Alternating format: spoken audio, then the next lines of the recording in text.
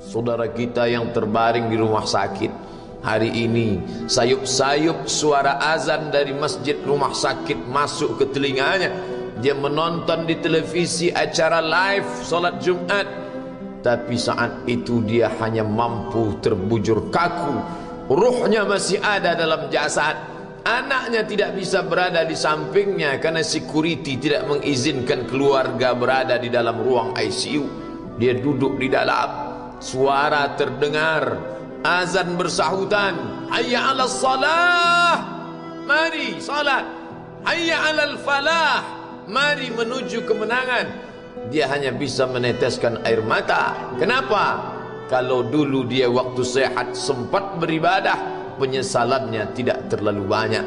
Tapi kalau di saat sehat walafiat tak sempat untuk menempelkan kening ke lantai, tak sempat melangkahkan kaki ke rumah Allah, tak sempat mendengarkan khutbah, maka tak ada duka di atas duka. Air mata yang meleleh tak dapat mengembalikan masa lalu. Lan tarji'al ayyamul lati madat, yang lalu tak dapat diulang kembali. Air mata darah menangis, yang sakit tak akan sembuh, yang mati tak akan hidup. Penyesalan selalu datang di akhir perbuatan. Belum pernah orang menyesal sebelum perbuatan berlalu. Selalu penyesalan di akhir. Di saat itu penyesalan tak lagi bermakna. Apa kata mereka ketika melihat azab Allah? Rabbana, hai Tuhan kami, ya Rabb kami, absarna, mata kami sudah melihat azab, wa sami'na, telinga kami sudah mendengar suara tangisan, teriakan, pekikan di dalam neraka. Farji'na, kembalikan kami lagi ke dunia, na'mal salihah, kami ingin beramal saleh, inna muqinun, kami yakin seyakin-yakinnya. Tapi saat itu penyesalan tak lagi bermakna, karena dunia tak mungkin utuh semula, karena sudah menjadi sunnatullah yang lampau tak akan kembali. Idza sama'un fatarat, langit terbelah, wa idzal kawakibun tasarat, planet-planet bertabrakan, wa idzal biharu fujirat, lautan diledakkan, diletupkan, wa idzal quburu bu'asirat, semua yang dikubur dibangkitkan. Alimat nafsum ma qaddamat wa akharat, disitulah orang baru sadar apa yang dulu pernah aku lakukan. Wa qadimna ila ma amilu min amalin, semua amal mereka kami tunjukkan, kami datangkan. Ini amalmu, ini infakmu, ini wakafmu, ini sedekahmu, ini salawatmu, ini bacaan Qur'anmu, ini zikirmu. Tersenyum mata melihat amal. Faman ya'mal mithqala dzarratin khairan yarah. Tapi jangan lupa, apakah yang dosa-dosa itu dilupakan begitu saja? Yang buruk pun akan nampak juga. Faman ya'mal mithqala dzarratin syarran, sebesar ujung rambut, sebesar telapak kaki semut yang hitam, di atas batu yang hitam, di tengah malam yang kelam, di dalam samudra yang gelap, akan ditampakkan juga pada hari itu. Yauma tublas sarair, segala rahasia ditunjukkan, dan mata akan melihat dengan penglihatan yang nyata.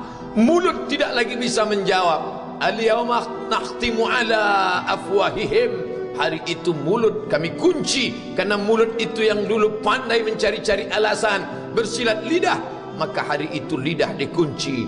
Wa tukallimuna aydihim, tangan mereka akan buat bicara. Wa tashhadu arjuluhum, kaki bersaksi.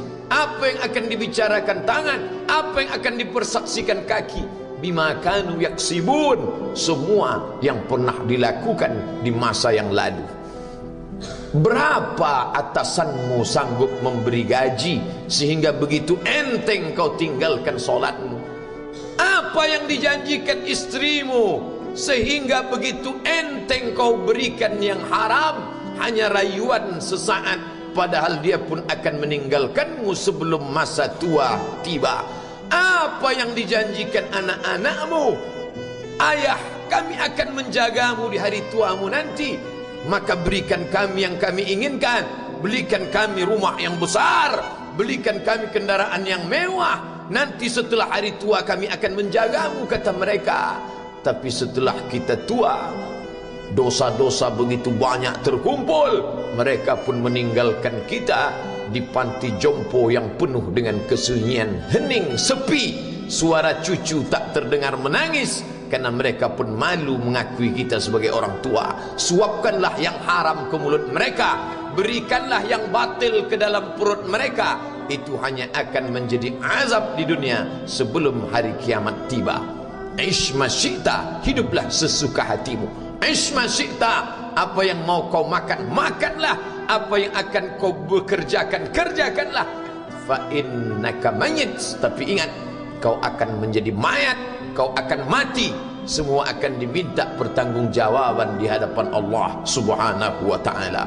Hari ini orang boleh tertawa, hari ini orang boleh merasa dunia dia yang punya, tapi sampai masanya yang hijau akan berubah menguning, yang kuning akan mati, yang mati akan menjadi debu, yang debu ditiup angin hampa tak bermakna. Lalu apa yang akan dibawa menghadap Allah Subhanahu wa ta'ala?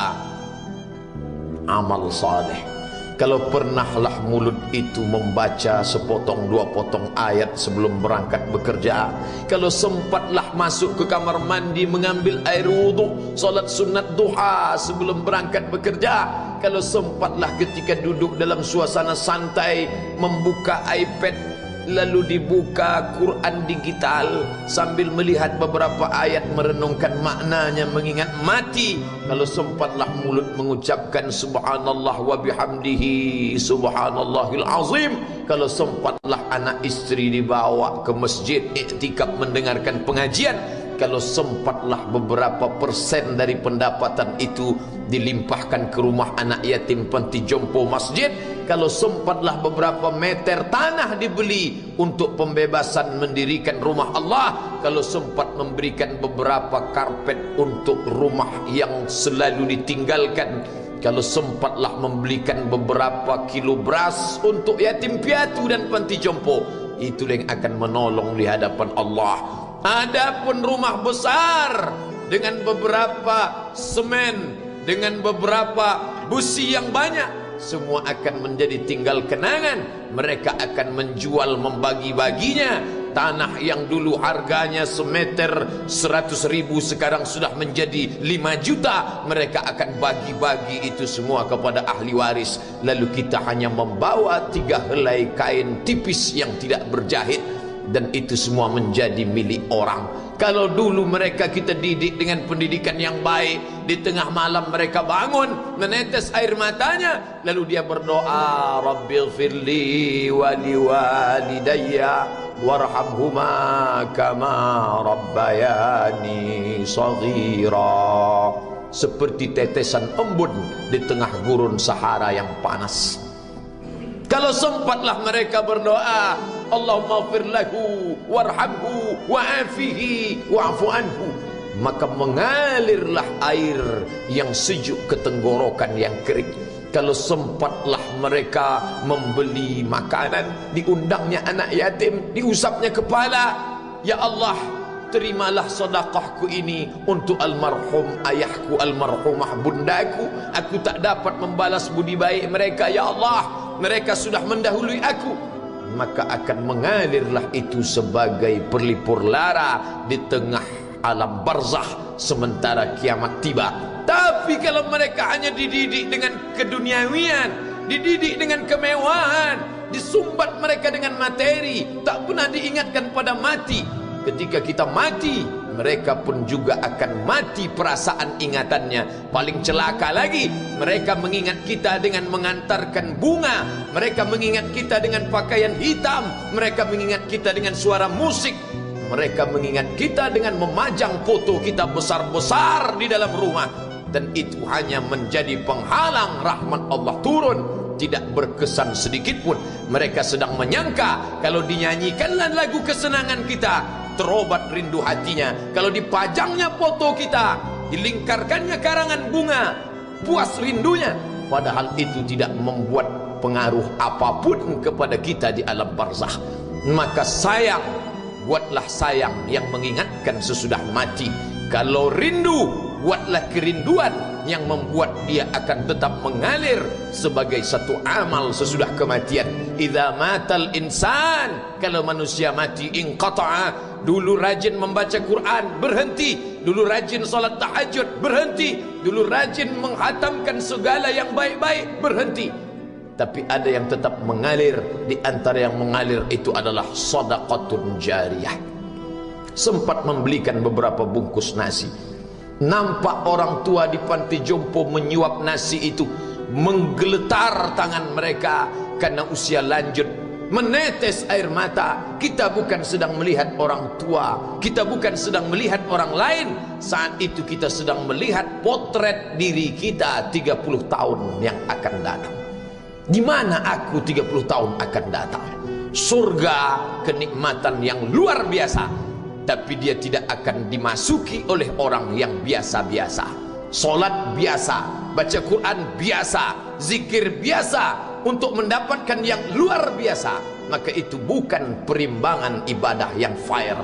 Hanya dengan solat wajib biasa, hanya dengan baca Quran biasa, hanya dengan zikir biasa, hanya dengan sedekah biasa, berharap akan masuk ke dalam surga yang luar biasa, maka sungguh bukan suatu perimbangan perniagaan yang seimbang antara makhluk dengan Khalik Allah Subhanahu wa ta'ala. Khutbah Jumat ini kembali mengingat kita, mengajak merenung bersama. Kita ini mau kemana? Di sini untuk apa? Yang kita bawa menghadap Allah itu apa? Apakah nama, jabatan, kebesaran, harta benda ikut menghadap Allah? Tidak. Dia akan tinggal menjadi puing-puing kenangan. Yang akan dibawa adalah amal saleh. Makanya kita selalu berdoa selesai wudu, Allahumma ja'alni minat tawabin waj'alni minal mutatahhirin. Ditutup dengan waj'alni min ibadikas salihin. Karena orang yang saleh lah yang selamat dari kerugian, yang lain rugi. Innal insan, semua manusia lafi khusrin, rugi. Yang kaya rugi, yang punya kuasa rugi, yang ganteng rugi, yang punya anak rugi, yang punya istri rugi. Tapi ada yang beruntung, illallazina amanu, kecuali yang beriman, wa amilus salihati, dan beramal saleh. Itulah orang yang beruntung, karena dia akan hidup dalam kehidupan yang kekal abadi, membawa iman dan amal salehnya. Kalau sampai hari ini masih bersemayam di dalam diri kita, mari kita jaga. Dan kita berharap kepada Allah husnuzan, Allah menutup usia kita ini dengan husnul khatimah. Ketika itulah malaikat datang memanggil, menyambut, ya ayyatuhan nafsul mutmainnah, wahai jiwa yang tenang, irji'i ila rabbiki, kembalilah engkau kepada Tuhan Rabbmu, radiyatan mardiyah, engkau ridha kepada Allah, Allah pun ridha menerima engkau sebagai hambanya. Fadkhuli fi ibadi, masuklah engkau ke dalam golongan hambaku. Wadkhuli jannati, masuklah engkau ke dalam surgaku. Saat itu ruh keluar dari badan seperti tetesan air di hujung daun yang lembut menetes.